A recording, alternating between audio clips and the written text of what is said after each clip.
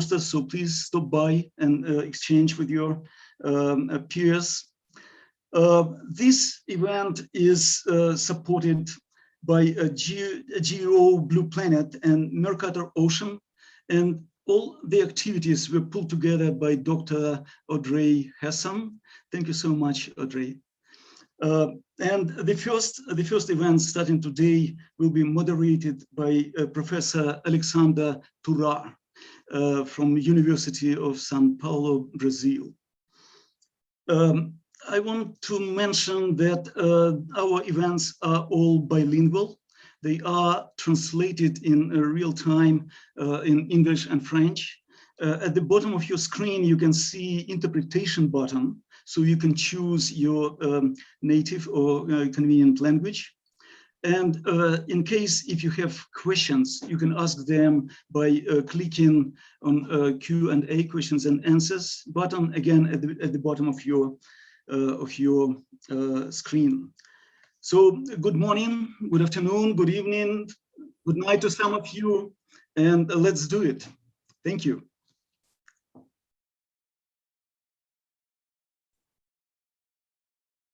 Thank you, Nikolai. Just ask Audrey because the recording stopped. It's okay. Can we move on?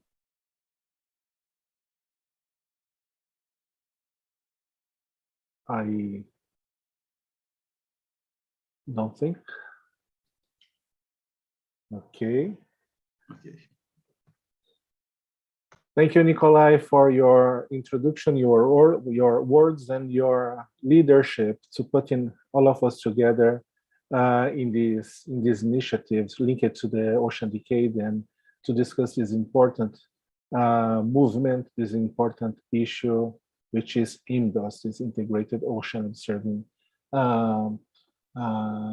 initiative, protocol, movement, and that's really important to face the challenges marine litter is put in our way. So the idea this morning, this afternoon, or this evening is to have some speeches from invited speakers, and then after a break we'll have time to discuss some questions with other participants and with the audience, so that we will have time to explore a little bit more the main theme of our first session, which is strengthening scientific knowledge. So in the interest of time, I will hand over to and introduce Maria Tsakona and Thomas Maes from Grid Arendal to talk about an introductory presentation on marine debris. So you have time to introduce to you this important issue. So Maria, Thomas, the floor is yours. Hi, it's Maria. Thank you so much, Alexander. Thank you, first of all, for inviting Grid Arendal in this webinar in order to contribute with our latest funding to IMDOS. Together with my colleague, Thomas, we are going to make a brief introduction on plastic pollution. I'm going to share my screen. Give me a minute, please. I don't know, can you see my screen now? Yes. Great. Let me just click these things here. Okay. So our introduction to plastic pollution is actually based on a recent Vital Graphics publication, Drawings in Plastics. This is a collective work between the UN Environment, Grid Arendal, and the Basel Convention. Our work is covering a broad area of issues around global marine litter and plastic pollution. It includes, but it doesn't limit to production and consumption of plastic worldwide. We have gone through chemical composition of the plastic materials. We have seen the major sources of plastic leakage to the marine environment, as well as the impacts of ecosystems, human health, and the economy due to the plastic pollution.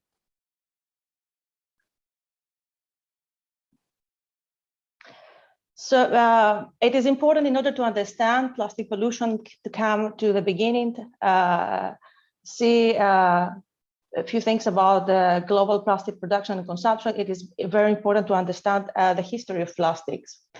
From the mid of the 50s, we have experienced a rapid growth in the use of plastics, especially we have seen that in the packaging sector and the building and the construction sector. This growth has continued until our days. So when it comes to numbers, the annual global plastic production of primary plastics have increased. We have seen an increase from the 50s. From 2 million tons of primary plastics, we have reached in our days more than 4 million tons of primary polymers.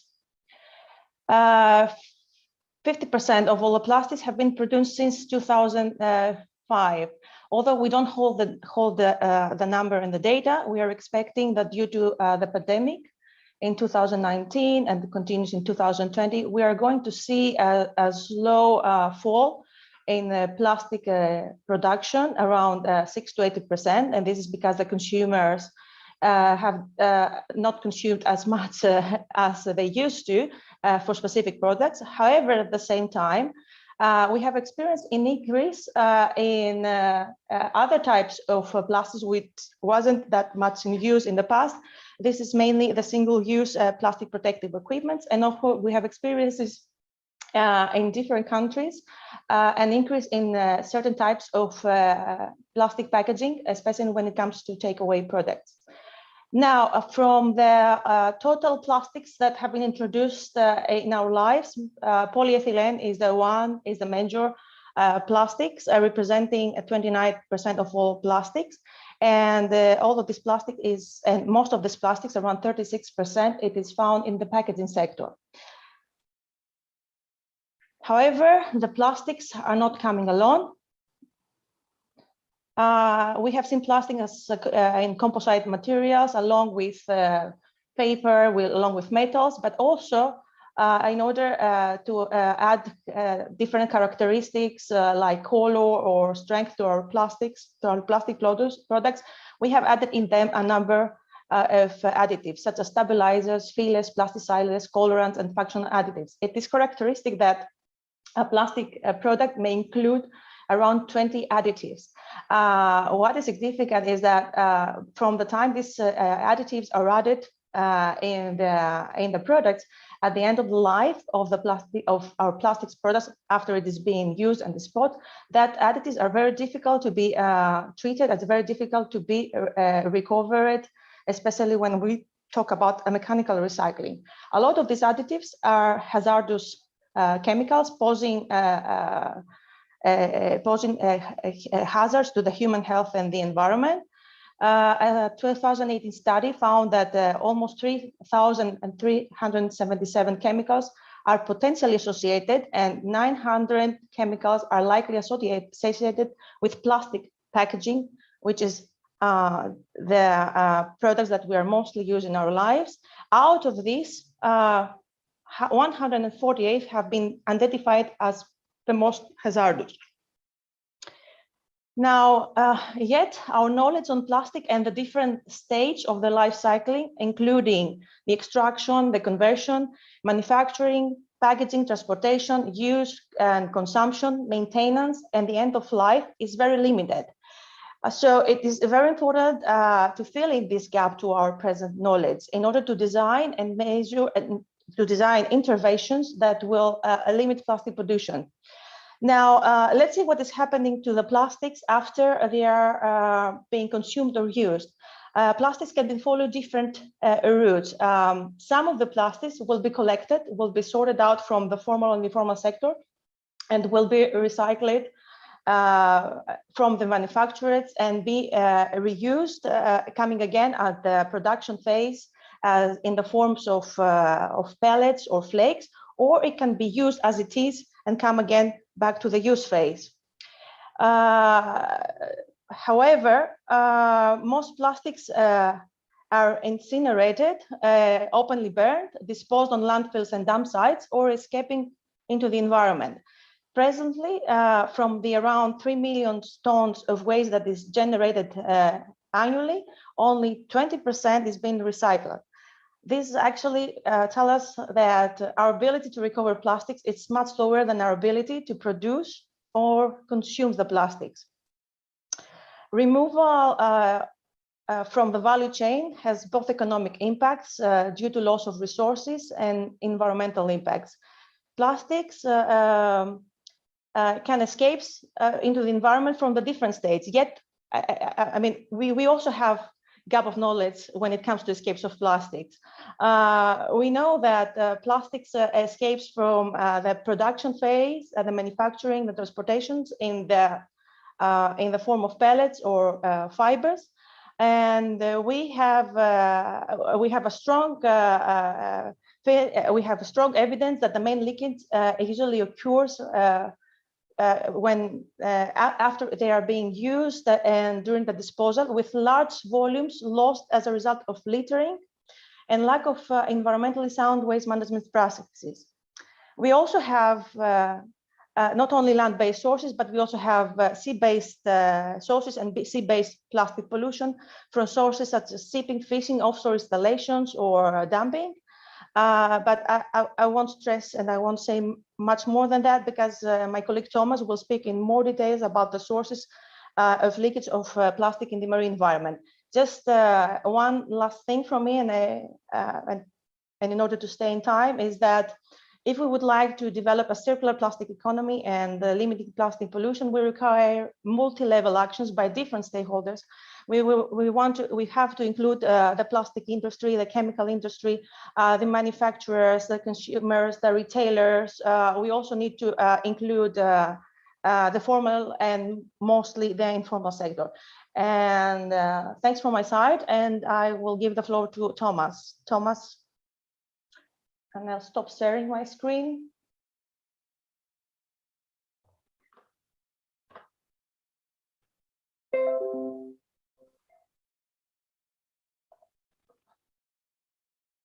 Can you see my screen? Not yet.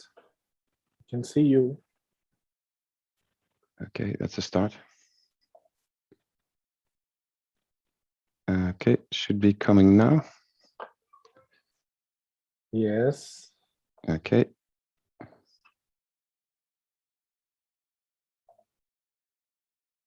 Do you see the slide? Yes, perfectly. Okay, I'm just gonna try to move this little box here. So, hi everyone. Thank you, Maria, for the great overview in terms of production and consumption of plastic and how it's been managed.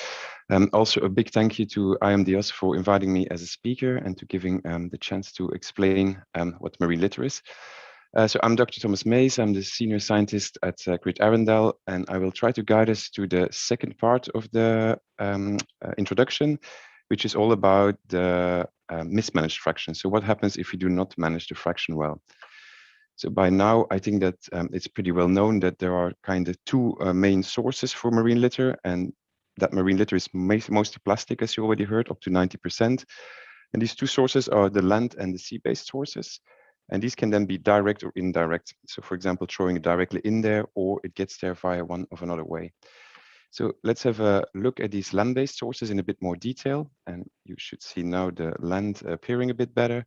Some of these larger sources, you might have heard some from Maria already, but of course they are urban developments. Cities are big leakage points due to littering. Tourism is another one. Agriculture could be one of the other ones. You could think about the greenhouses, which are built out of plastic film, for example, but also the mulching or the use of plastic in other applications in agriculture. Car tires from rubbing on the tarmac. A lot of these car tires split little microplastics off. Textiles, a similar issue. When we wash our clothes, we get a lot of microfibers. These go via wastewater treatment or not, straight to our rivers and end up in the oceans. Ports, and as I said, rivers and even runoff from land are some other examples. So next to that, the sea-based ones, and you should see the sea ones appearing. You've heard a few from Maria again as well, shipping, fishing, of course, but there's lots of other offshore activities, and you can think about an oil platform, for example, but also aquaculture and other kind of usages of the sea. Even recreational fishing is one of the inputs of litter. So next to that, and to spice things up a bit, of course, we live on a planet, and so these sources can be influenced and dispersed by a range of natural processes. Some of these natural processes or events, you can think about tsunamis or floodings, for example, might transport huge amounts of litter at one stage into the ocean. But you could also think about UV radiation from the sun, of course, which is affecting macroplastics and actually breaking them down into smaller microplastics. The wind and the rain are two of the other ones you could see on the figure here. They actually aid in further transporting these microplastics or even macroplastics, as I said, by runoff after rainfall, or by actually pushing it via greywater, via sewage systems back into the ocean.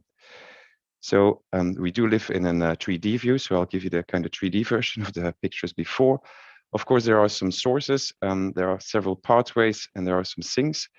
And as you heard from my colleague Maria, in 2019, the total production of plastic was almost 400 million metric tons, 368 if you want to be precise, I think.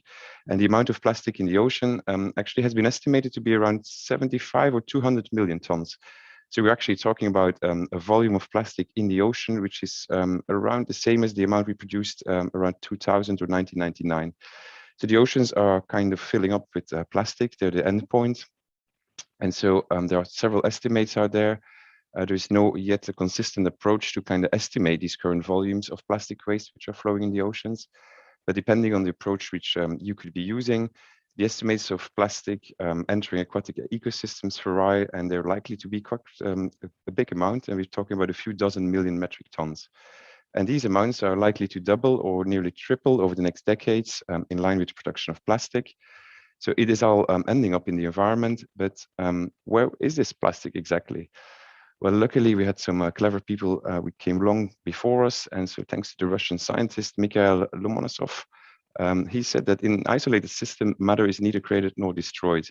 So to put it simple, you can have a look at that picture there of the airplane. In analogy with that one, how many pieces are there actually in the environment, and where are they actually hidden, in which compartments? That mismanagement is not removed, so it's still in some form or another in our environment. And to tackle the issue, it's actually quite important to kind of understand how plastic litter moves through our oceans.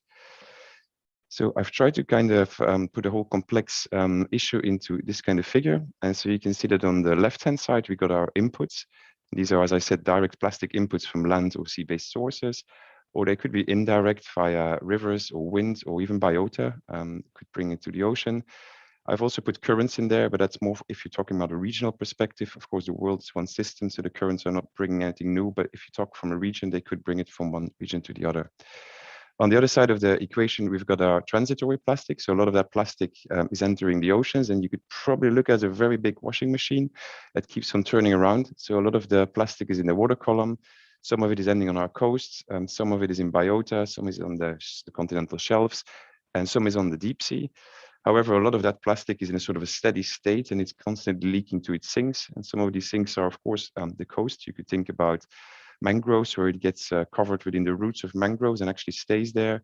You could think about some mud belts on the continental plates, or of course the deep sea, where we have some indications where litter is accumulating. In the best case, we can have some removal. So I've also put some positive note on the side there. We could do some cleanups, and that might be a chance to remove some from the inputs. Or if you talk about a regional scale, of course, you could be lucky and it could be moving to another region. If you want to see a bit more about that whole story and how we applied that kind of mass balance approach to the South China Sea, I would recommend you to have a look at the paper. Because from our analysis, you can actually see that more than 99% of the plastic within our ocean is missing. So what is IMDOS now, the importance of it? Well, in my opinion, we need much more information to kind of provide solutions.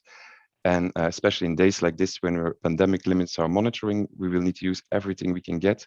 And this is from remote sensing to in situ observations, using models, optical sensor, or hyperspectral techniques and rapid screening, whatever we can get our hands up, whatever platform we can use, from handheld to ships, buoys or aircrafts. I think we should have a look at what we can collect in terms to understand this problem better, and to actually find some solutions.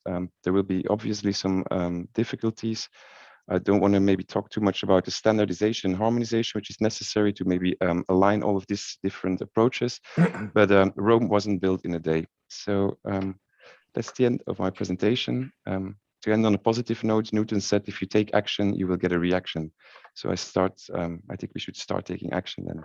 Thank you. Thank you, Thomas. Thank you, Maria, for the fantastic presentation and introduction to the team. In the interest of time, unfortunately, we will not have time to have questions now. We will have them later on. So I will move on to the next speaker, Amy Lusher from the Norwegian Institute for Water Research, NIVA. And Amy will talk about monitoring the impact of marine debris on wildlife and fisheries. Amy, the floor is yours. I will let you know when 5 minutes is lacking in the chat, okay? Wonderful, thanks Alex, and thanks for the introduction. And also thanks to IMDOS for inviting me to speak here.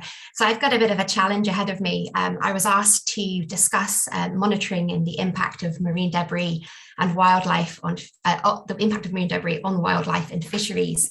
And that's quite a challenge to get into a few minutes, but I will try my hardest. Let's see if I can get this screen to change.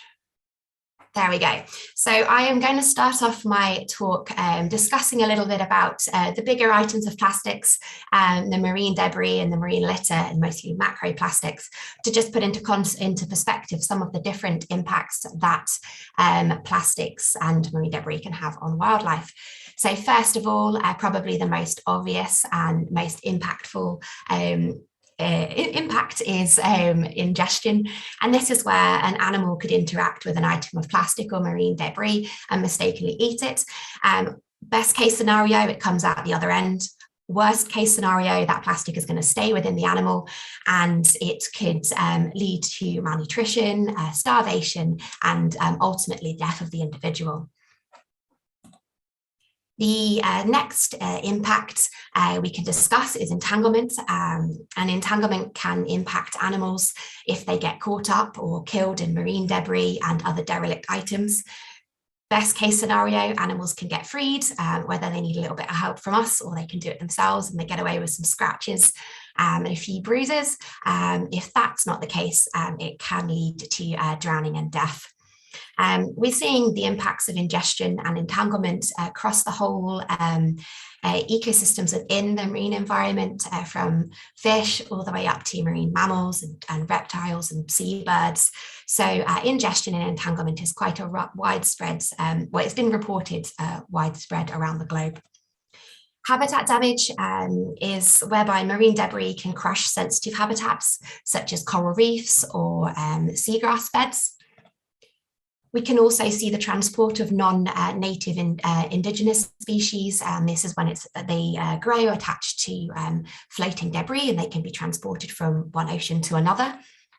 We can also see vectors for pathogens where debris on plastics can carry bacteria. After this, there's also harmful and toxic effects, which was mentioned by Maria on the last slide, the chemical additives related to plastic production, but also those that have been absorbed from the environment.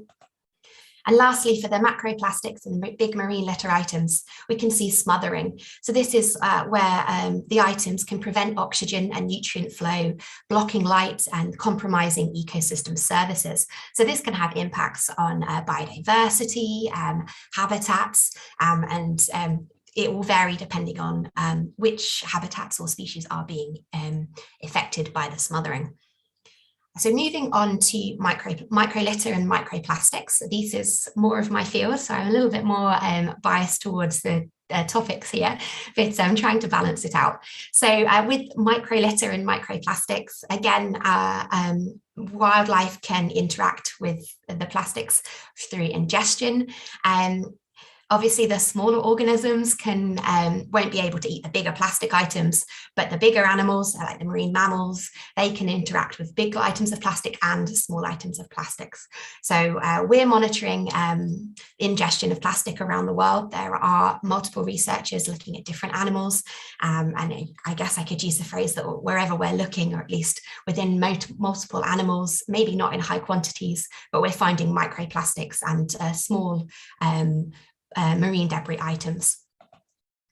Sometimes what we see inside animals will vary depending on the shape, the size, the surface area of the particles, and the consequences as well would be related to the physical characteristics of the material. I'm using the example here from fish, and this is just one map. There are many to choose from. This is one of the most recent ones that's tried to compile the global data of fish interactions with plastics and marine debris. Much of the data is situated along the coastlines and in the continental areas, but we do have some gaps in knowledge, and you can see that where there's not been that much research carried out. So the darker the red colour, the higher the proportion of plastics identified in individuals.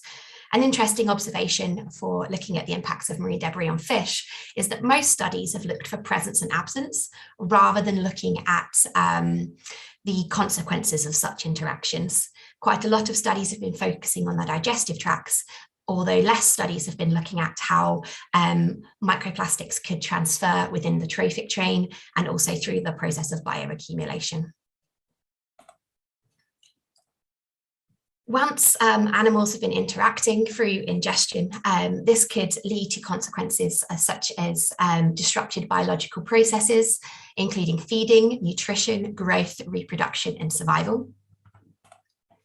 And as I mentioned on the last slide, we might see trophic transfer. So this is when microplastics are inside a prey item who are subsequently eaten by a predator, and the microplastics move up the food chain. So putting this into a big picture here, microplastics and other marine debris items that are in the environment can impact wildlife in many different ways, like whether the animals are living in the water column or living in the benthic areas or close to shorelines or even in right in the offshore areas. If an animal can interact with the plastic or other debris items, they may or may not be able to pass them or get away from the interaction.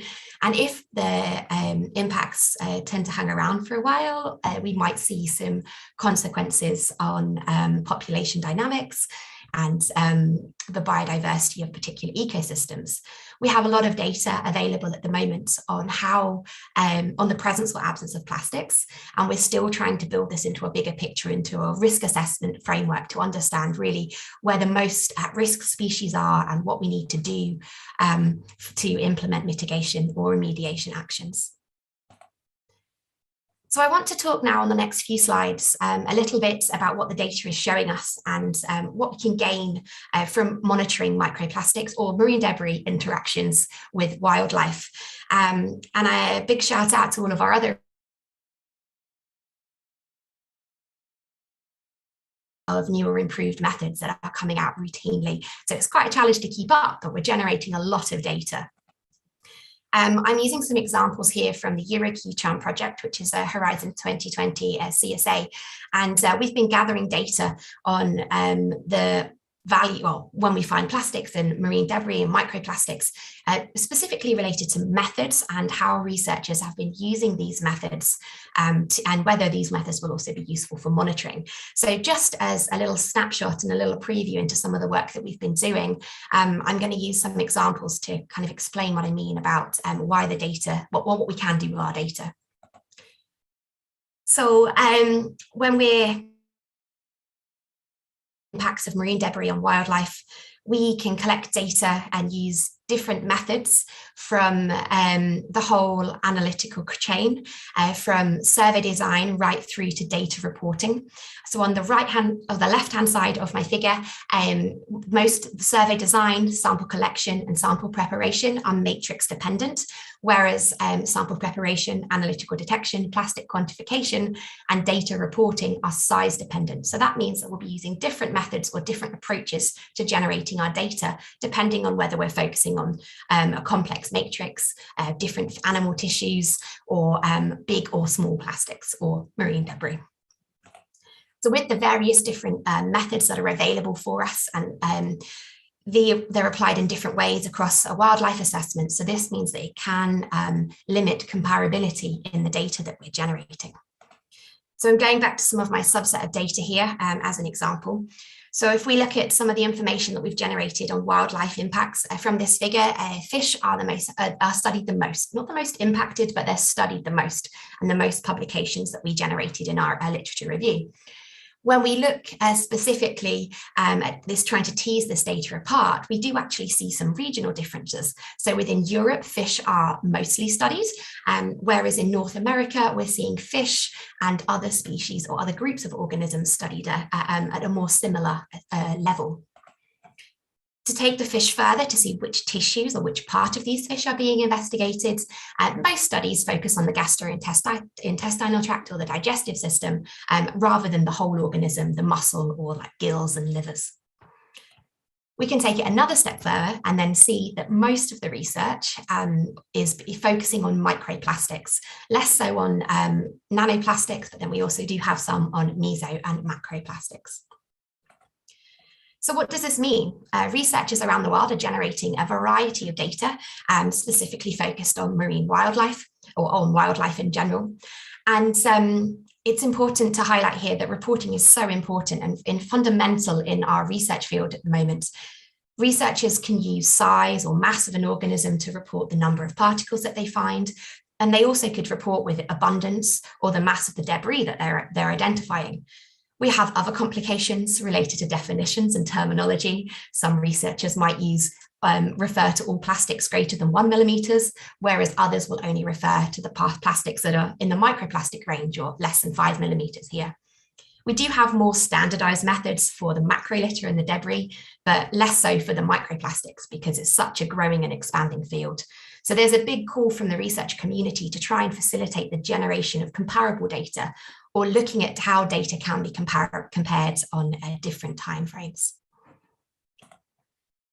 So I think it's important, Thomas touched on this, we need some level of harmonization or standardization if we can get there. And this is mostly because there's a growing requirement for countries to monitor plastic pollution.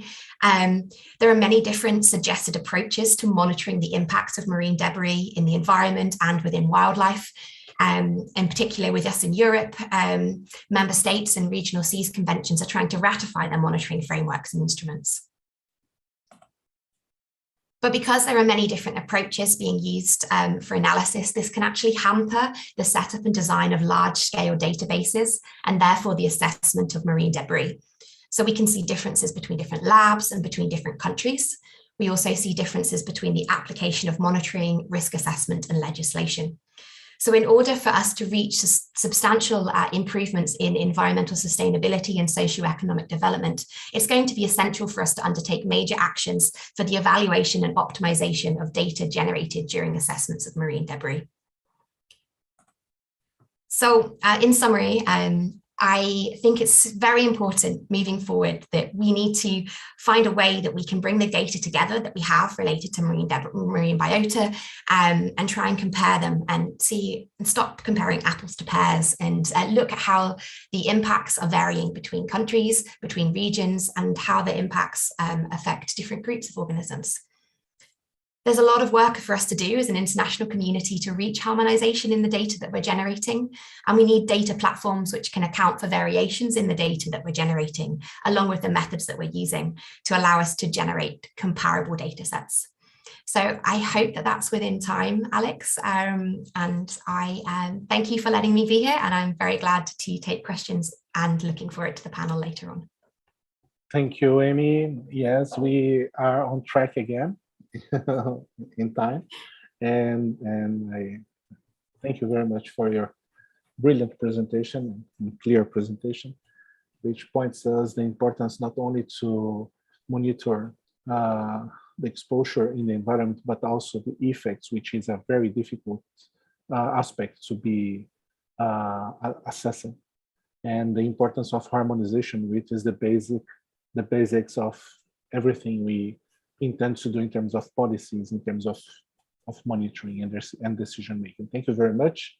I will hand over to Heidi Savelli-Soderberg, from UNEP to talk about marine debris monitoring for global policy.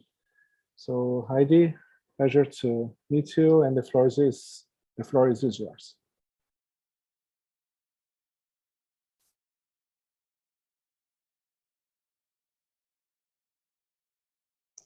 Thank you very much, Alex. I am starting the video and I'm going to put this one on so it is running and also so you can see me. Good evening, everyone from Nairobi, and thank you so much for inviting me to speak a bit on the topic of marine debris monitoring for global policy. May I ask you if you can see the full screen at the moment? Yes, right now we can see. Okay, perfect. Thank you so much. Apologies. So I wanted to start maybe looking at where we are in the global discussion at the moment. We are moving towards the 5th International UN Environment Assembly, the resumed session. There is a lot of focus on this topic, on the issue of marine litter and plastic pollution. There are proposals for resolutions that have been put on the table to look towards the establishment, if the governments agree, in February, of an intergovernmental negotiating committee for a global legally binding agreement on, and then the scope is still to be defined, marine litter plastic pollution. It's a bit, differs a bit in what we're hearing. But of course, when you're looking at a potential decision like that, the importance of monitoring what is both in the environment, but also across the economy, I think becomes even more important to be able to look towards potential global targets. So I wanted to also highlight that we did launch a report a few weeks ago, From Pollution to Solution, and this took quite some time, but we've had excellent support, and thank you so much. Many of you are online, from a group of scientific advisory committee, and that has also provided support and guided us. And so the assessment really provides the evidence to enable policymakers and the wider public both to comprehend the magnitude and severity of the effects and risks, identify gaps in knowledge, which is as outlined, raise awareness of solutions, where there are many more to be identified, of course, but also to help stimulate the global interventions to control and prevent marine litter, to prevent various risks associated with it. A number of key findings I'm showing on the screen, very high level right now, but I wanted to zoom in on one, of course, the one that's more relevant for the topic at hand, that there have been technological advances and the growth of citizen science activities are improving detection, but the consistency of measures remains a challenge. It's also highlighting that there are a number of different types of monitoring programs, from data collection frameworks, large-scale data repository and portal initiatives. But as has been highlighted by some of the previous speakers, there is still a lot of the data and information is unconnected and quite fragmented in nature. So there's need to streamline methodologies, data flows, indicator sets, and also facilitate both joint analysis, unified definitions, standards formats, and also have well-developed infrastructures for data flow, storage, and sharing. It further highlighted that the urgent need for more improvements in standardization, harmonization, and interoperability of data sets and platforms. And there are a number of data sets and platforms available around the world, but it's not always easy to compare, and it's not always, they are not connected to each other in any way. And the report outlines a number that you can see on the screen as well, both from worldwide use, but also some are more regional in nature. It also highlights the need for, as a further research area, a risk framework. And Amy mentioned it earlier, and GESAMP has been starting some work on this. And we will support where possible and also where we can add value to the ongoing efforts to make sure that we're not duplicating effort. We've already heard the benefits of a potential risk framework, but I've also wanted to highlight, of course, that it can inform risk management based on evidence, taking into account various aspects, both from environment, economic, and societal aspects, and ensuring that policies for reducing risks are based on a clear understanding of both the nature as well as the magnitude of these risks, as well as highlight where knowledge gaps exist. When looking at monitoring, of course, the question is always, well, what the impacts that we are, or the solutions that we are crafting and that we are putting in place, whether these are policy solutions, infrastructure solutions, or other types of solutions, it always comes back to were these effective? Did they address the question that we were trying to address? So the lack of assessing effectiveness and impact of policies is very real at all levels, both at the national, regional, and would be where in the case where there are global policies related to this also the same. Of course, data, access to quality data, core issue, and still very much lacking in a lot of the work that we're doing. I would say that there are some very interesting developments in terms of methodologies and also in terms of models. But of course, the quality of the data is still the underlying kind of important aspect that needs to be further worked on. We have also indicated, and there has been discussions around the development of indicators for different policy measures as well. So potentially not only looking at what may be in the environment or what may be leaking, but what are indicators for success and for effectiveness. And that a lot of the indicators at the moment are focused on downstream processes and less on prevention measures or the effectiveness of the prevention measures. So what can we do about this? Well, capacity building is something we're hearing across from most countries, both the needs in terms of means of implementation to take action, also if there would be a future global type of agreement or mandate for such, that there is a need for support. And some of it is related to capacity building. It's not only for monitoring, but we're zooming in on that here. So we will continue working on the massive open online course. This will be updated during next year. We will continue working on the harmonization of monitoring and assessment. That's building on the excellent GESAMP guidelines for monitoring of plastic in the ocean, but also the supporting guidelines that were developed and launched a few months ago, looking at how to monitor in rivers and freshwater bodies, looking of course at the transboundary aspect that could be considered there too. We are going to be supporting countries in the application of monitoring guidelines through pilot approaches in collaboration with an initial 8 to 10 countries in both Latin America, Asia, and Africa. And we're also developed targeted master classes on monitoring and assessment as support materials.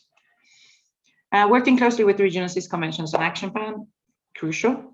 A lot of them have monitoring programs, and trying to facilitate the connectivity between these, also using a lot of other global type information and data layers, allows us to try and build more of a better picture of what the situation is at global and regional levels, using data from national level collection initiatives to feed into regional and thereafter global.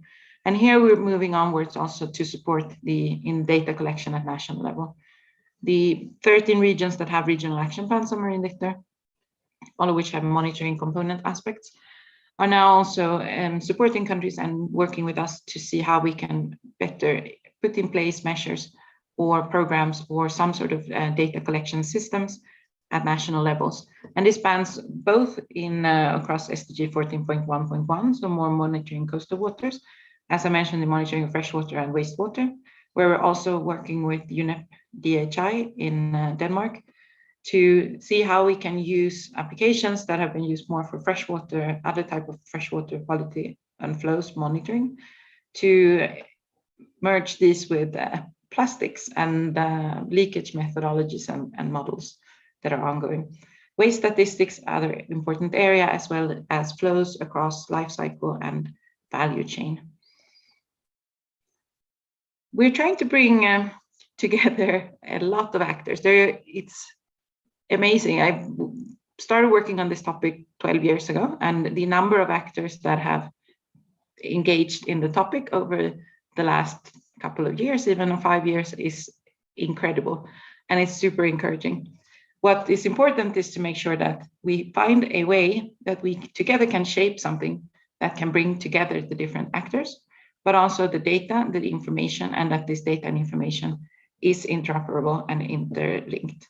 So this is available on the digital gbmarinelitter.org platform, and my colleagues Danny and Marta will speak much more in detail about this on Friday. So I'd invite you to join that session too if you want to hear more about different functionalities. I'll run through a few slides quickly, but more to highlight some of the areas where this presentation is focusing on.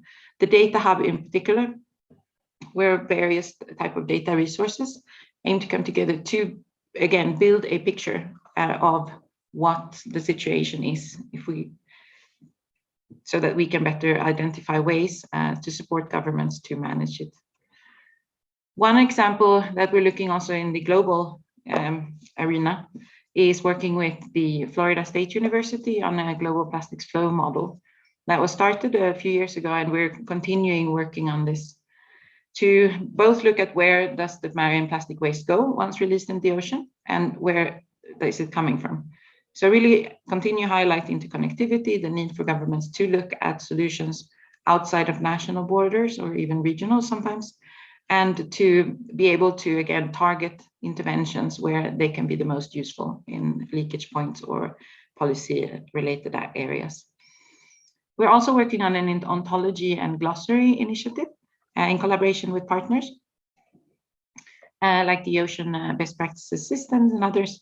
And there's a community of practice. So unless the data and information can talk to each other and we can talk to each other, it would be very difficult to try and come together to build a global picture of the situation. Parts of this has, of course, been the multi-stakeholder aspect, and Martha and Danny will speak more about this. But pulling together the information that's already been generated, but also knowing what are the plans going forward over the next year, over the next couple of years. How can we already now see where are investments being made that can fill different types of gaps? And how can we track the development of a more comprehensive picture of what we're trying to address at global levels? We're doing this a lot through the Global Partnership on Marine Litter, pulling together more than 400 different partners in this work. And I wanted to highlight that we will be rolling out the GPML action tracks, which is more of a community initiative around different topics. One of them is on science policy, where we're looking, of course, at harmonized approaches related to data monitoring and other areas, and perhaps zoom in a bit on creating, can we create a global mass balance, both across data and information flows from economies, across economies, but also ecosystems. And as I mentioned earlier, zoom in a bit more together with GESAMP on the risk framework development.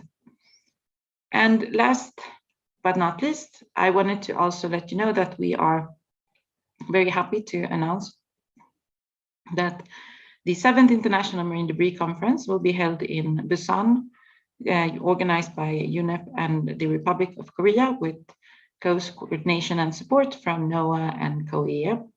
And we'd like to invite you to be part of this and shape this again.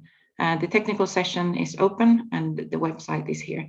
And we're hoping that also this would be an opportunity to continue dialogue on bringing the global picture to something that can really support target setting and global policy. So thank you so much, and I hope I didn't go over time. Thank you, Heidi. I think that the connection of data with this global approach to face marine litter is really important, and this is one of the roles of IMDOS, so that we can think, we can plan, and we can check if we are doing well in a very objective way. And GPML and UNEP are doing an extremely fantastic job leading this agenda. So thank you very much. We do not have time now for questions, although there is one directed to you. We'll come back later to this question. I will give the floor to Ruiz from the European Commission Joint Research Center, the GRC, to talk about beach debris monitoring and the European Union ban on single-use plastics. Ruiz, you have the floor, please. Hi, everyone. I'm going to share my screen.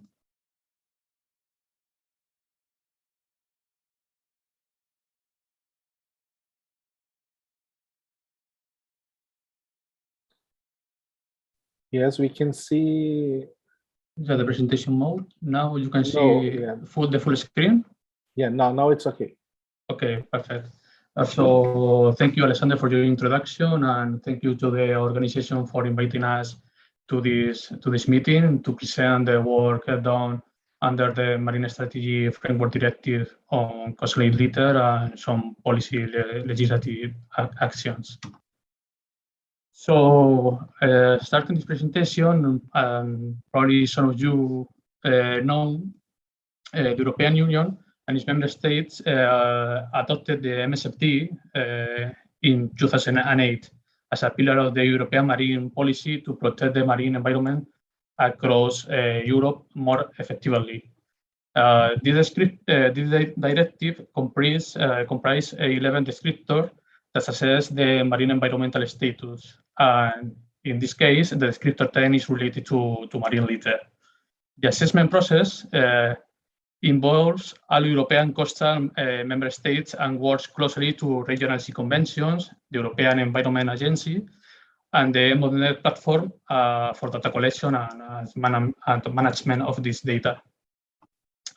The development of this directive is based on a series of processes or steps laid out on articles or different articles, and ranging from the assessment to the identification and implement of different actions, passing through various phases, so like set targets or the monitoring, the importance of the monitoring.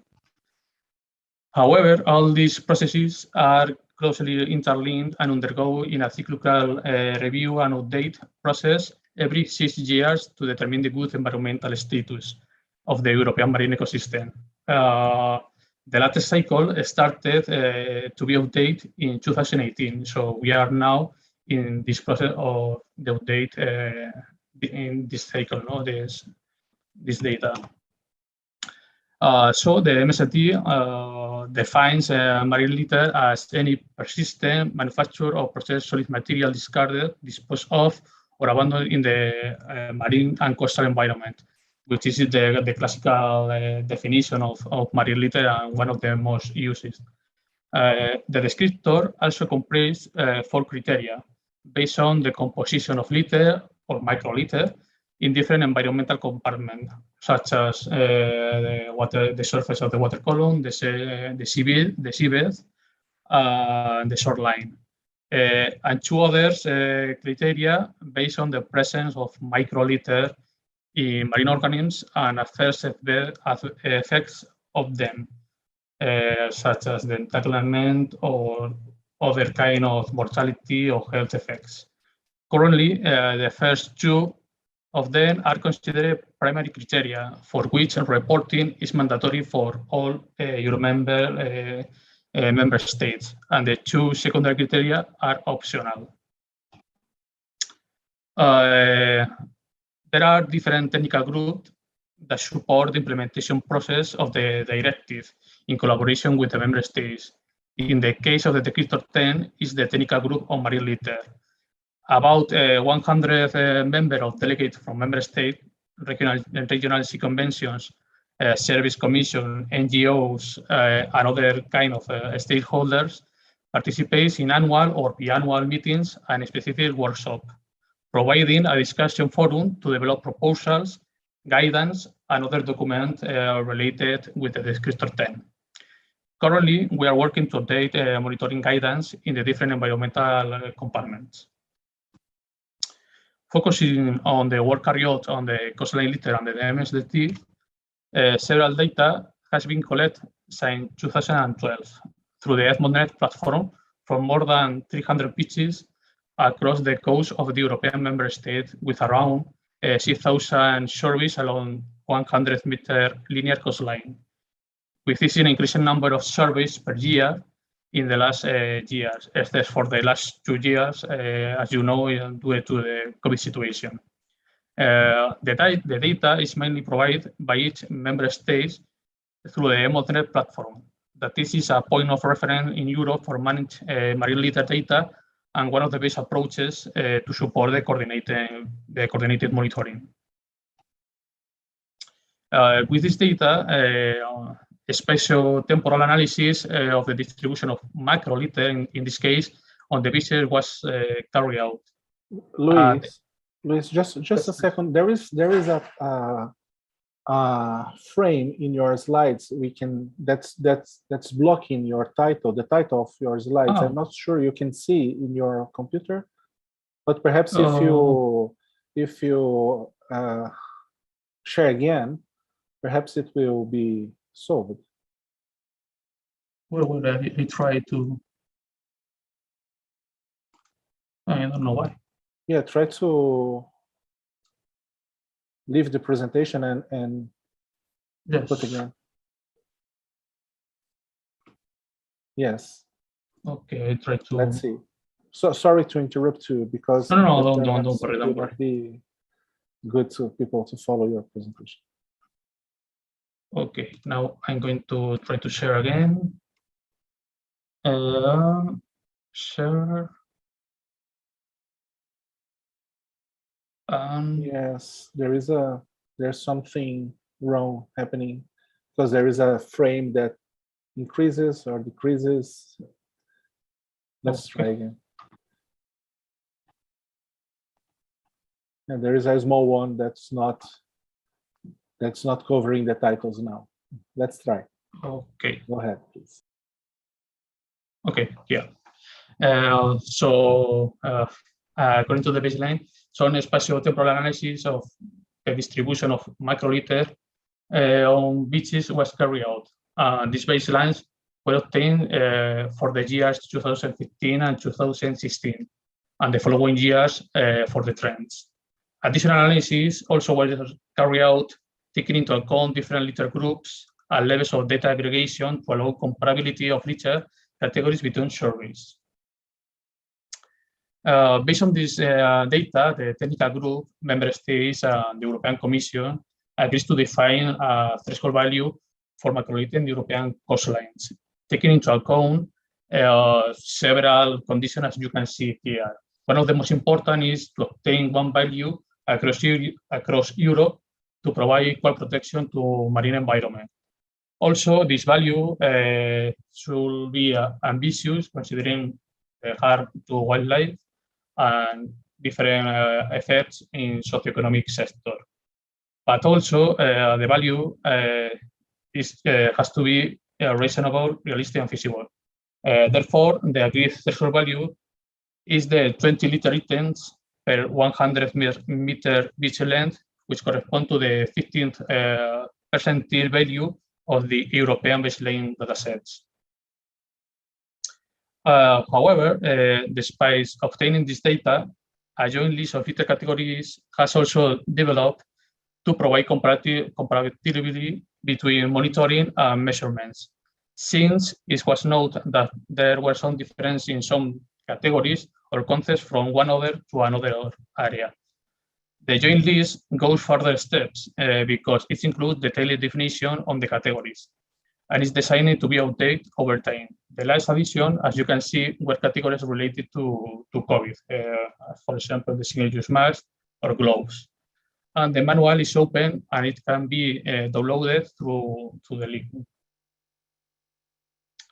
Along with this list, an online catalog is on the different categories has been developed with visual samples and definitions themselves to facilitate the attribution of the items to the corresponding categories.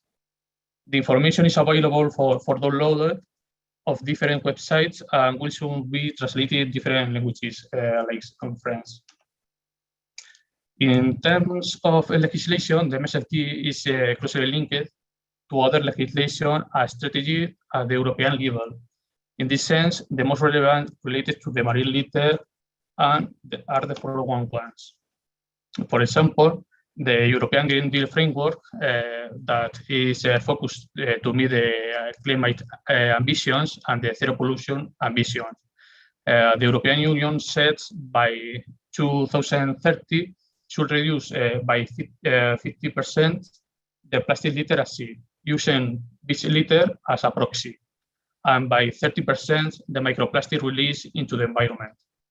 Of course, meeting these challenges requires the collaboration in shared sea basins to address transboundary issues related to the transport of litter, as you can hear before in the other panelists, due to effects such as the ocean currents and winds. One of other study that is very important is the plastic strategy adopted in 2018 that sets the framework for measures against plastic litter and microplastics, including intentional aided and unintentional microplastic like fibers or microplastic from tires. In another case, other important directive is the single-use plastic, also related with fishing gears, that propose ban on types, different kind of plastic objects, and targets another type of plastics, or the increase of capture rates on plastic bottles. In this sense, it's also important the joint list of litter categories regarding the different categories and potential measures. Finally, there are several number of other legislative or non-legislative actions underway that focus on, particularly on microplastics, some of which can be seen here concerning the type of source of these microplastics. For example, the cosmetic detergents, paint, oxoplastic, or different kind of pellets. One of these, the most important one, legislative or non-legislative action, including the test harmonization or the importance of the quality reference material. Some of others important processes that are ongoing is the work through the research programs, like the LIFE or the Horizon 2020. So this was a brief review of the work done under the MSFD. For my part, is all. Thank you for your attention. Thank you, Luis, for deep overview or broad overview of broad overview in a few minutes. No, fantastic, because there are several practical aspects that are being shared with the experience, the European experience. So fantastic examples. Thank you very much. We unfortunately are a little bit in advance on time, and then we need to have a break right now. And after break, we will come back to the discussion panel, where we hope the audience will send us some questions. We have some already here to share, one directed to you, Luis, and then we will come back soon. Sorry, Audrey is asking me to do the questions right now before we break. Is that correct, Audrey? If yes, I will. Luis, yes, sorry, please. Alexander. I was just thinking maybe you can do the questions now, because Luis said for personal reason he will not be able to join the panel. So maybe you can ask him already the question that is for him. Thank and you. Then we can go on the break. Thank you. Thank you, Audrey. Sorry for not being aware of this. Well, Luis, the question is the threshold value of 20 items per 100 meters. Does the size and weight of the litter or debris not count? So the question is talking about if the items per se is the only information that counts in this situation. Yeah, in this situation, the threshold value only focus on the items, on the microliter items. So we are talking about items larger than 2.5 centimeters. This threshold value is not focused on microliter or mesoliter. That is another important aspect of the size range. Okay, thank you. Thank you, Luis. Starting from the beginning, I missed a question to Luis. He is now typing here. A question from Katarina Pieper. The question is, do you think that the agreed marine litter threshold value will change over time? Is this value equal for our European region, like islands? Also, will there be another beach that baseline to establish new agreed values for number of items per beach length?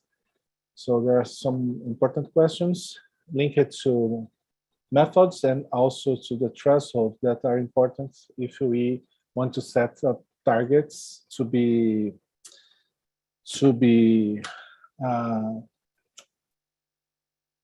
considered in policies. Okay. Please, all panelists could please turn on the camera. So we have Heidi, Amy, and Thomas here, and well, let's start with some specific questions. I have one here, Thomas, for you. It was in the very beginning of your talk. And the question is, please explain or comment that 99% of the ocean plastic missing that you mentioned. Do you mean, I can understand that there's writing here. Do you mean residing in sinks? Well, you can understand here. But could you explain the 99%? I think that's indeed what's happening. So if you look at the purely observational data we have in terms of what we really have measured in the sediments or in biota everywhere, we actually only have like a fraction, probably 2 orders of a magnitude below for what we actually should be finding. So there is an analogy with that plane I showed you for, it is there somewhere. It's definitely a closed system, so it cannot have escaped, but it's probably not where we might be measuring, or we might be missing some parts at the moment yet. In my opinion, the food web is probably one where is a good storage is, and where a lot of that plastic might be residing. We often have some measurements, but then what we then do is we have 10 sediment samples, and then we extrapolate it to a global level, and we say, oh, that's where all the rest is. Yeah, this could be right, but I think in terms of pure scientific data, we do not have any good knowledge of where the majority is. We have some good estimates, let's say that way. Thank you, Thomas. Maybe Amy wants to maybe add something to that. I don't know what you think about it, Amy. Go ahead, Amy. Yeah, I think I can follow up. It could be quite interesting to see, look at the budget compared to wildlife as well. But at the moment, we're mostly looking for presence and absence, at least when we're doing environmental studies.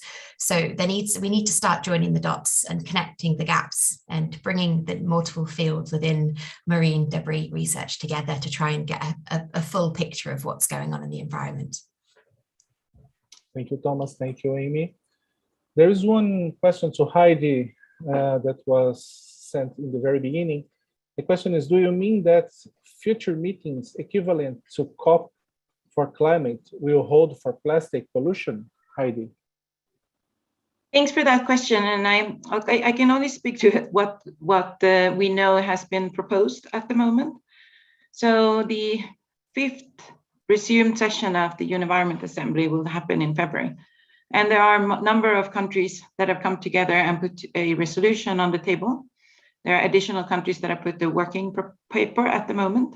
So we are looking possibly at 2 different resolutions, but both are proposing that UNEA, and that they agree at UNEA for establishing or giving a mandate for the establishment of an intergovernmental negotiating committee to look towards the development of a global legally binding instrument on the topic. And this is of course up for, the negotiations will continue, and we will know of the outcome as soon as UNEA 5.2 has concluded. So that's where we are at the moment. Thank you. Thank you, Heidi. There's another one to you.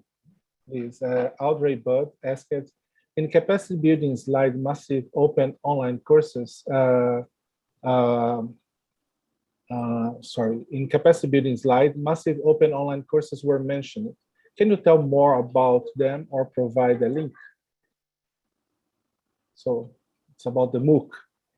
Yes, certainly, and a lot of people are famous in the MOOC with lectures, including Alex, I think you and others. So yes, the MOOC we developed it back in 2015. We have updated it a few times, and now we're updating it yet again. But we're also looking at then what are different approaches that could be taken to make it as flexible as possible. And we recognize that not everyone has an incredible amount of time to spend on capacity building aspects through a MOOC, for example. So we're looking at what are best delivery systems for something like that. It includes a leadership track, which kind of gives you a one-on-one an overview of the issue of marine litter with about 4 hours per week, 2 weeks time. And then there's the option of moving into an experts track with a number of components where some are encouraged to be taken and then others are optional. So you can shape your MOOC as you wish. And just mentioning that the leadership track is available in 10 languages. And we are working towards having the experts track in 4 languages. Thank you. And this is free, and it will of course be running again during next year, probably September, but we are looking at making information available before that in different other forms. Thank you. Say a little bit more, please. Andre extended the question and asked it before I share a more general question. There is one that is, what are the best or actually working channels to promote public awareness and increase level of education for responsible behavior? Who is that question for? For you, I guess. For me. Public awareness, I think that you can, depending on who you're targeting, because general public is, of course, many groups.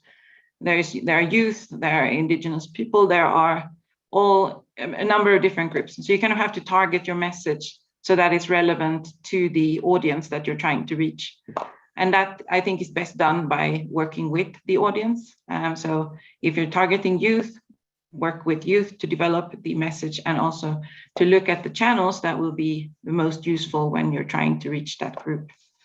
We are working through the Clean Seas campaign for a few years now, and we're expanding it, moving into both highlighting more the unnecessary, problematic and avoidable plastics. Also looking into more issues related to source to sea along freshwater aspects, and also zooming in also for landlocked countries. That may not be, marine litter might not be the selling point to many in a landlocked setting, but you can take the issue and make it relevant and show the connectivity of the group or the person or entity to the issue. Why should they care? Thank you. Thank you, Heidi. Thomas, would you like to comment on that? Sorry, I was muted. No, I think it was pretty complete, the answer. I do not have that much to add, Alexander. Okay, thank you. And we have Arthur Palak and Stefano Aliani joining us here in the panel. So please, next question is to all of you. Feel free to comment or jump in when and you feel appropriate, okay? The question is from Sonigito Ekpe. The question is, how can we support subnational governments to put in place a framework to support data on plastic waste? Who begins?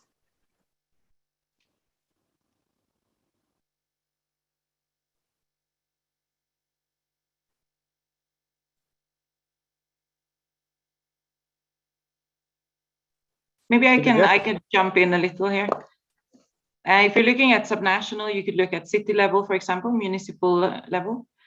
So there, then we've been working together with UN Habitat to support kind of waste characterization studies within cities, looking at the flows of plastics through the waste system across the waste hierarchy, looking also what are solutions that are existing, but also doing monitoring around cities so that you can look, it depends of course on the governance context, and each municipality may have different governance approaches, but in some cases there are opportunities for kind of interventions at city level that may be also kind of related to more subnational policy types or incentives.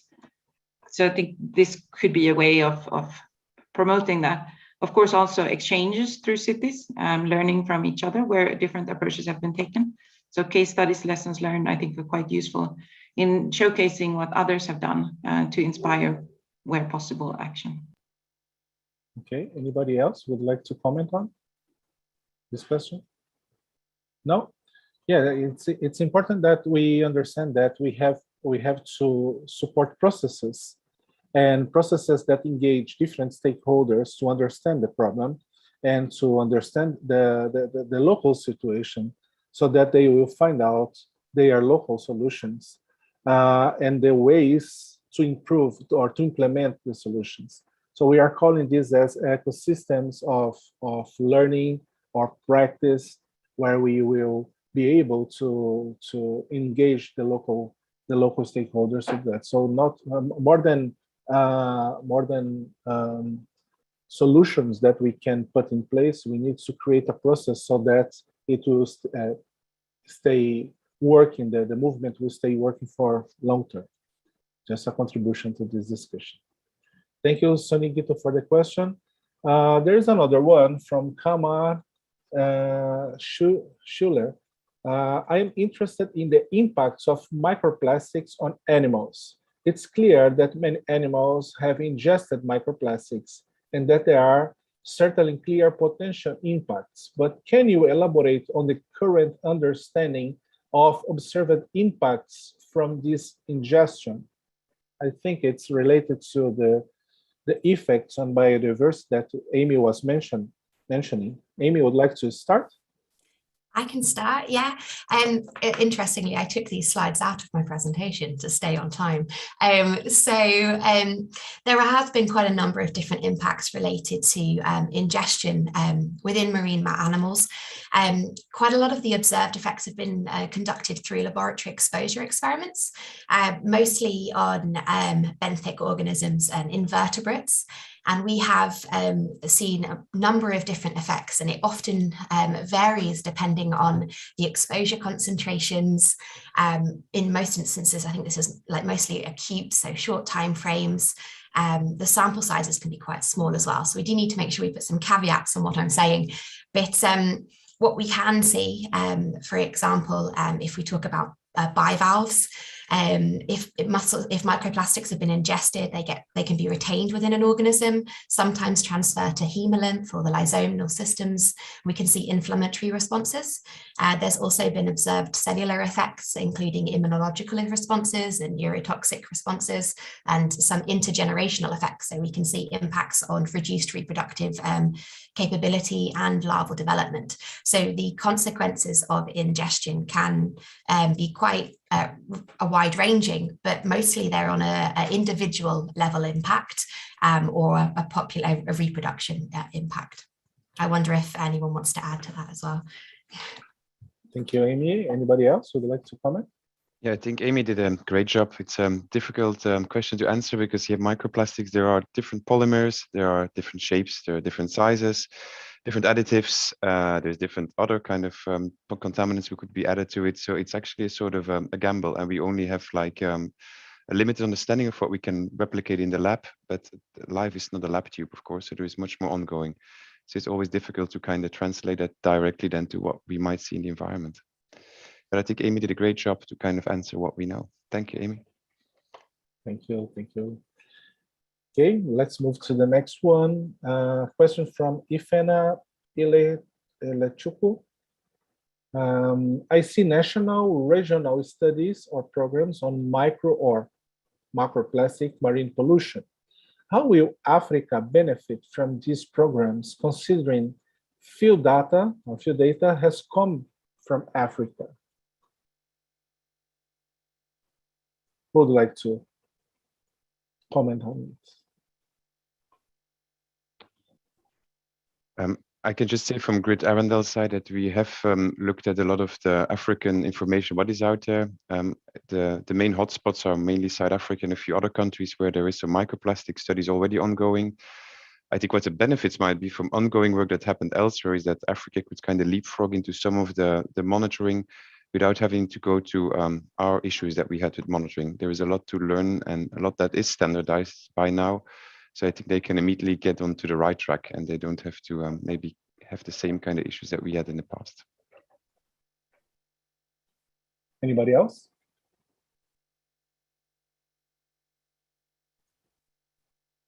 There are also the regional seas conventions and action plans that were in the Western Indian Ocean Marine Science, Western Indian Ocean region.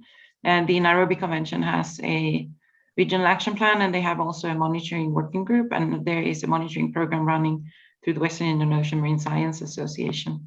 We'll be working with, for example, Kenya, Tanzania, Seychelles, and also have been working with Madagascar in supporting kind of some of the efforts in collecting the data and information, and also kind of try to promote the application of or approaches of different monitoring initiatives. Yes, I think there's an opportunity. I would like to ask Nikolai to talk about the role of IMDOS in fulfilling these gaps. So we were thinking the same thing. Please go ahead, Nikolai. Yeah, I just want to chime in and emphasize this is where the global character of the problem steps in. So it does not matter. Well, all regions are affected by the same plastic debris problem. And speaking specifically about microplastics, not many plastic items start as microplastics, with exception of maybe pre-production pellets. Everything else starts on our shelves and on the market as macro items. And then they this debris spends lots of time in the ocean and fragments and breaks on smaller and smaller pieces until it becomes microplastics. So microplastics found in Africa is not necessarily of African origin. It probably comes, from other countries and possibly developed countries. So and knowledge of the dynamics and knowledge of impacts of microplastics, it's equally important for everybody, even if study is done in Brazil or in Russia or in Europe. With this said, just as Heidi suggested, it's very important to develop observational network to the global scale. We need to cover all hotspots where marine debris has maximum impact. Yeah, thank you very much for this very interesting question. Thank you, Nikolai. Considering that we are discussing in this session the need to strengthening the scientific knowledge behind marine litter to face it, well, there are several gaps that you mentioned in all the presentations, but perhaps if you could talk, use a little bit of our time to think, what are the most important big questions that need answering? What would be these questions in your opinion? I remember Thomas mentioned a lot of questions in the end of his presentation, but what would be the key questions in this moment? Please, Nikolai, if you would like to start and then go to the others. Yeah, I can just give you my personal angle. When we started thinking about the big picture, we started trying to fill in all these gaps. We quickly realized how difficult to really build a comprehensive global observance system for many reasons. First of all, because composition of plastic debris is so different. It's not like a short list of variables that we are going to measure, like temperature. It's temperature everywhere, but chemical composition, size, frequency, distribution, impacts, all this makes characterization of marine debris very, very difficult. And we were trying to work on closing the global balance. And we are still halfway there. Somebody mentioned 99% of plastic is missing. We don't know this exact number, but in my language, when we just combine together known sources with known observations in the ocean and with our notion about lifespan of plastic in the ocean, they do not match. They do not match. We do not find everything that we expect to find. And we don't know exactly if this is partly because of faster than expected degradation rate, or because there are still reservoirs that are not explored, like deep ocean, water column. But when this question of kind of global distribution, kind of static model, when it's still far from being complete, I'm afraid we need also to move to another task. we need to move to the task of monitoring trends, because UN and many governments entered this phase of active fight with plastic pollution. Many people are trying to clean the ocean, develop new technologies. So we need to understand how to identify positive or negative changes without knowing the baseline, basically. Thank you, Nikolai. Anyone would like to jump in to complement? So we were discussing. Sorry, go ahead. Do you want me to? Yeah, I was going to say, I like what Nikolai says, that, we need to start looking for base monitoring without baselines, but looking for trends. And that's really going to need at least a collective effort in methods that are comparative and harmonized. There is the terminology floating around that we should use standardized, harmonized approaches to identifying marine debris in the environment. But in some instances, the same methods can't be applied to different locations. That might be related to cost, access to technology, and infrastructure. So we need to find ways in where researchers generate different data, that their data can be useful and valuable for everybody else. So we need to try and move towards a way in which we're generating this harmonized data, and we look for which bits can we compare, which bits can't we compare. And I think that's really important, not just on local levels, but also when we go from local to regional, national and international scales. You want I can add to that, Alexander? Yes, please, Thomas. Yeah, I think next to that, I think it's important that we need to take action now. And so a lot of people want to know, where do we get the biggest bang for our bucks? So we need some kind of a risk assessment to kind of show where is the highest priority, or where is the biggest issue for the environment. So in my opinion, risk assessments, which are based on field work and what we know in the lab combination, are going to be hugely important to kind of guide us and prioritize the decision making in terms of where do we need to put the fire out first, because the fire is big. Thank you. Yes, this is a good point, because perhaps the second question we have here to share with you relates to the most important information to answer these questions. And perhaps we do not have the proper information. We have the way, perhaps the best question or the best approach is to identify the strategy to find the information to answer these questions related or not to a given policy that we may have in a given country. So I think this perhaps alleviate a little bit the tension or the lack of infrastructure of personnel or capacity in several regions of the world that are blocking the advance of some kind of field work, of monitoring initiatives that are important to fulfill this global picture. Well, moving on, what would be the highest priority goals of global policy on marine litter?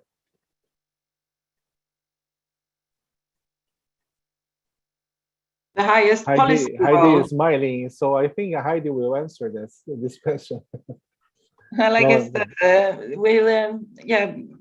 if we're looking at the discussions that are ongoing, heading towards the Environment Assembly, then depends on what you mean in the terms of global policy. There are a lot of existing global policies under IMO, under various other instruments that exist. And of course, having a global policy, it's not enough. You also need to make sure that that policy or instrument or framework or anything is actually monitored, that you monitor the progress, the effectiveness of it, and that there is actual tracking of what such a policy or any type of global policy aims to achieve. And that's where monitoring comes back in again. And I agree with Thomas that I think risk is a super important area at many levels and across many different types of sectors. Thank you.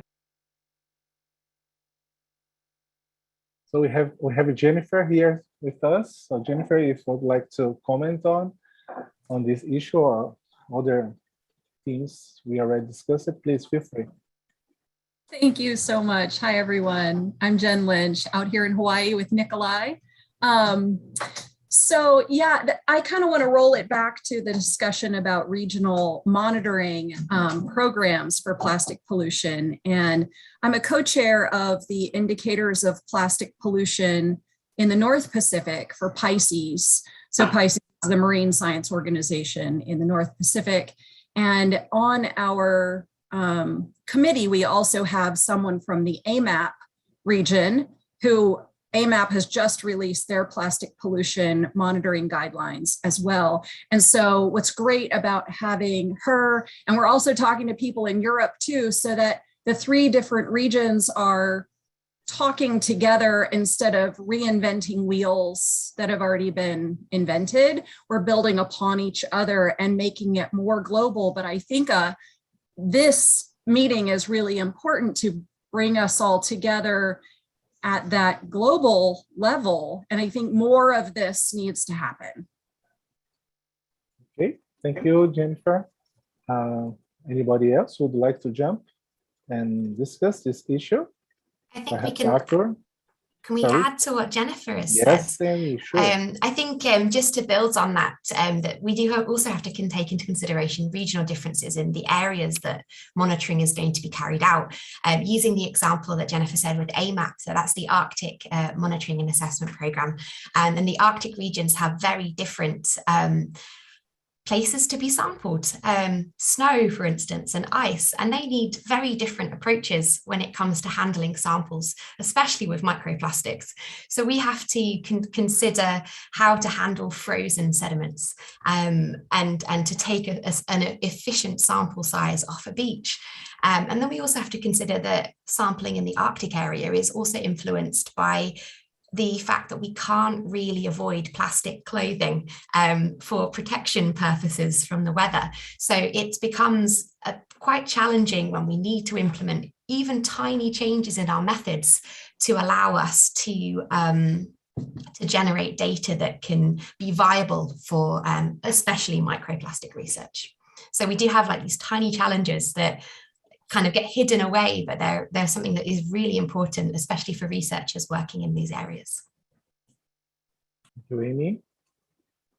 Arthur, would you like to jump in, perhaps bring in the perspective of IOC and other initiatives that you are involved?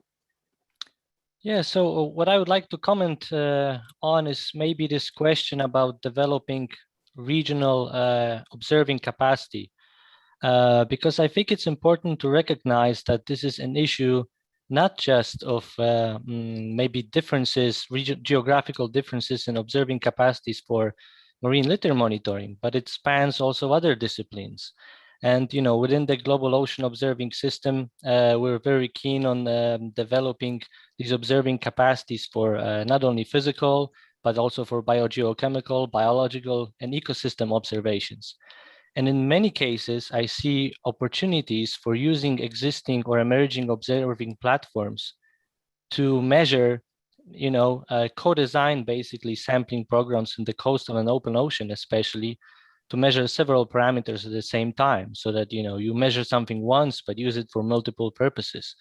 And I think this is maybe the way to use existing capacity developing programs and initiatives in many of the developing countries to also, bring in some of the technologies for microplastics sampling, for example, in countries in Africa.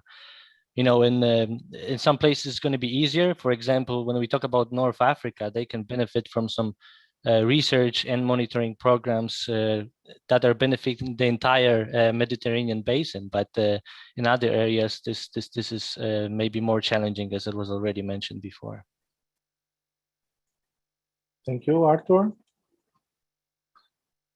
Well, we are discussing here the need to strengthen the scientific knowledge to improve our way to face this huge challenge, which is marine litter.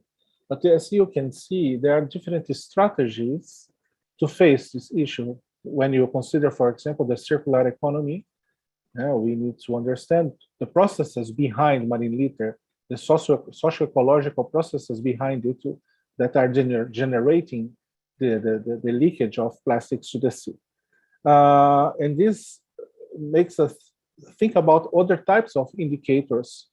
And then I think it's important to talk about indicators, because when we talk about SDGs, the 14.1.1, we need to identify these indicators so that we would have the ability or the possibility to identify if we are performing in a good way, so that we are improving the quality of the ocean. So I think perhaps it's not a panacea, but I think it's important that we have a strong try to have a strong match between policies, questions, and information, so that we can have meaningful data, so that we can use them for science, or for policy making, or for assessing the success, the effectiveness of policies. I think these are elements that appear in this discussion. And then IMDOS is a core aspect. It's a core strategy in this discussion. And I would like to ask you to share with the audience your thoughts on how IMDOS could have a role, or could have a better or a bigger role in this challenge. So I would like to have your thoughts on that in the last 12 minutes of this discussion, please. Nikolai. Yeah, this is very good point, and I think, okay, what I observe is a very promising, very encouraging trend in policy of many governments to encourage citizen science. And this may be a big opportunity for us, for IMDOS, because this is a shift from outreach, education, prevention measures, cleanup of beaches, to actual participation of bigger society in research. And in that sense, our task as scientists, it now increases from just suggesting some protocols and reformatting some data so that we can match them with our models or theories. But actually, we should think about arming all these NGOs, all these volunteers, and helping them to raise to science level, to help identify cutting-edge questions that we currently have as scientists, and most important applications that this research may have. And this would include, development of not only educational programs, but also tools that can be used easily by small groups, by individuals. I think this is a big opportunity, but also it's a big task for us, for scientists. Thank you, Nikolai. Stefano, would you like to comment on that? Yes, please. My feeling is that the most important thing about a system like IMDOS is to bring the knowledge into action. There is a lot of discussion and a lot of public pressure against on the marine litter problem, on the plastic problem in general, and the decisions that may be taken in the future couldn't be supported by science and more by emotions. I believe that a structure like IMDOS will drive the future decisions in the direction of a more rational and science-based policy. That's, I think, it's the biggest problem and we have to face in the next. Bring knowledge into action. Thank you, Stefano. What about the link between IMDOS and GOOS, the Global Ocean Observing System, and the SDGs that are being followed by UNEP, Heidi and Arthur? what would be the advances we need to have in IMDOS to fulfill these potential uses IMDOS can fulfill? I think there are several opportunities, and we are having continuous discussions around how to best build on and also use the opportunity that IMDOS provides in almost like a backbone to the data-related aspects, for example, the digital platform, but also the convening power that can be brought together through this initiative. Thank you. Okay. Yeah, so I would second Heidi. I mean, it's. I think what we need to make sure is that we have a regular observing system in place that will support the flow of quality information into a digital platform, which connects us to the stakeholders and to the global policy requirements, which are both scientific and policy based. You've asked Alex about the role of GOOS. I think we have a long-standing experience in developing sustained observations to address a lot of science and policy requirements related to climate, related to things that could be akin to the problem of marine litter pollution, like ocean acidification. On Wednesday, we're going to hear from Bronte Tilbrook, who has contributed to develop, has been leading the development of a global ocean acidification observing network, which I think has a lot of similarities in the way they've tried to reconcile the needs of understanding oceanographic phenomena that are driving changes in ocean acidification, and at the same time providing information to an SDG indicator 14.3 on ocean acidification. So there's a lot of similarities there. You know, the global ocean observing system has a large capacity to observe many ocean phenomena, and that has, I think, so far been heavily underutilized to make better use for regular monitoring for some, of course, not all of the indicators that have been proposed as being needed to answer question about marine litter pollution. And I'm thinking here specifically about microplastics, seafloor litter, and to some extent also impact of plastics on biota. Thank you. Thank you, Arthur. Amy, Thomas, and Jennifer, would you like to close this round of discussions on the role and potential developments of IMDOS in this regard? Please. Ladies first. I'm hoping Amy goes. I've been really busy in the chat talking to a bunch of the other panelists. I just want to say thank you very much for the opportunity to be a part of this workshop and to talk with all of you. And yeah, there's a whole lot more work to do. We're working very hard out here in Hawaii because we have a massive marine debris problem in Hawaii.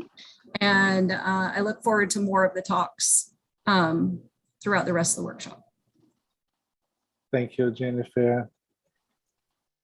Amy? I was just going to say something very similar. It's I think it's the amount of us globally that are working towards the marine debris problem, and it's really important to us to get connected and we're working on the same thing or towards the same goal. We're working in parallel and to some extent, but we need to start bringing these activities together. And IMDOS is an option and GOOS is one of the options for us to do this, to try and bring all of the efforts to one place. And to facilitate that data sharing and data handling, because after all, we need all the data in one place for us to get a really good picture of what is happening around the world. So yeah, Thomas? It's okay. So it seems like I've got the last sentence. I do think we have to evolve. We as scientists are often kind of stuck into our this is science, it needs to happen like this. There is a huge demand coming. If we're going to get global agreements, and we need to follow trends and status, we're going to need a lot of data. The variability of litter is so big that if we want to get any decent power to make any good assessment, we're going to need a lot of data points. And so I think we're going to have to take what we can get, and we're going to have to evolve into new methodologies, different types of combinations, different types of kind of combinations of data to actually answer the powers and to get to those assessments that we need to have to say, yes, we are decreasing. And it's not by 50%, it is 3% or 6%, because those are going to be the changes that we first occur. It's not going to drop that massively, I think. So yes, I support more data and more different types of data streams to kind of underpin the needs that we have. Thank you. Thank you, Thomas. Thank you, everybody, for your contribution, for your thoughts. And I would like to acknowledge the trust to invite me to be part of this discussion, to make the facilitation. And I would like to inform you that the questions that were not answered yet will be answered in the system later on. And I would like to ask Audrey to jump in to give us final words, linking us to the next sessions, please. And Audrey. Yes, of course. Thank you, Alexander, for moderating, and thank you all speakers and all panelists for these very interesting discussions. I think, what's really exciting about marine litter is that we have to bring together different fields of different kind of scientists across the world, looking at the biology, at the chemistry, at the physics. And I think that's where it gets really, really, really interesting from my point of view.